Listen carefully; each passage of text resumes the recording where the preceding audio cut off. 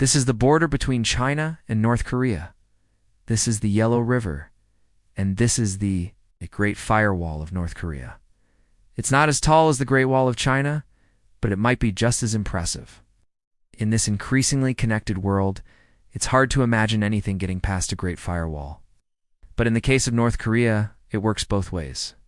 What goes in is carefully controlled, and what comes out is even more tightly managed. Most people outside of North Korea don't know how to get inside. But if you were one of the few who did, you would find a country that looks like this. It's got modern buildings and fancy cars. It also has state-of-the-art internet and phones that can connect to the outside world. The only problem is, you wouldn't be allowed to use them. North Korean leader Kim Jong-un wants his people to have the best internet in the world, so they can watch the best propaganda in the world. If you try to access an unapproved website, you'll see a message saying the site is under construction. That goes for most websites hosted outside of North Korea. Social media sites are completely blocked, along with most news sources. One exception is a single propaganda channel that broadcasts state-approved news. All internet traffic passes through government servers. They can monitor everything their citizens do online. It's not just the internet.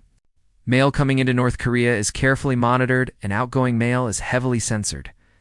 To get a phone line, you need permission from the government. All phone calls are monitored. You can get a television, but you'll only be allowed to watch state-run channels. There's no Netflix, Hulu, or HBO. There is, however, a state-run version of Netflix called Songguk TV.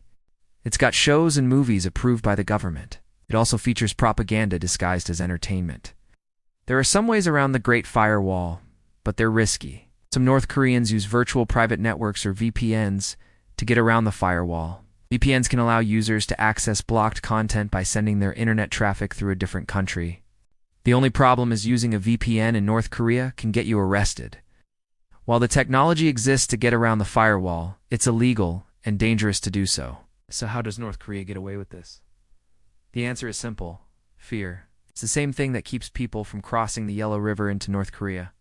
Fear of what might happen if they get caught.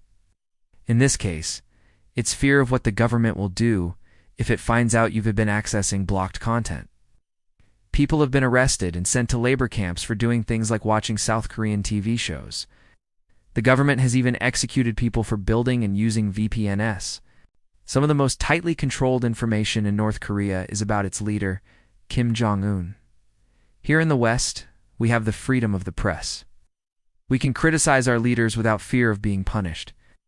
In North Korea, journalists can be arrested for simply reporting what Kim Jong-un says, and the punishments for those who report on his lavish lifestyle or question his authority are even harsher. Kim Jong-un is considered untouchable. There are no protests or public demonstrations in North Korea. The only time you'll see large groups of people together is at government-organized events. Even then, you won't be allowed to take pictures or videos. The government controls all photography in North Korea. Cameras at tourist sites are monitored by government minders. And taking pictures without permission can get you into serious trouble. There are actually 3 different levels of cameras in North Korea. The red cameras are the ones you're most likely to see. They're everywhere. The green cameras are hidden cameras used for surveillance. And the black cameras are the ones used by the government to take pictures of people. If you make it all the way to Pyeongchang without getting arrested, you'll want to be careful when you get there. You won't be allowed to walk around the capital city freely. You'll be accompanied by minders at all times. The government will provide you with a list of approved destinations. What you do at these locations will also be monitored. You can't talk to locals, and you can't take pictures of certain government buildings. If you break the rules, your minder will become very unpleasant. They'll berate you and may even physically harm you.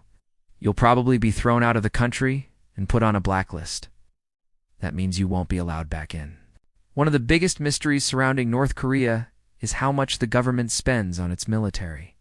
It's believed that the military takes up to 40% of the country's budget. That means there's not much money left over for things like education and healthcare. According to the CIA, 60% of North Koreans are illiterate.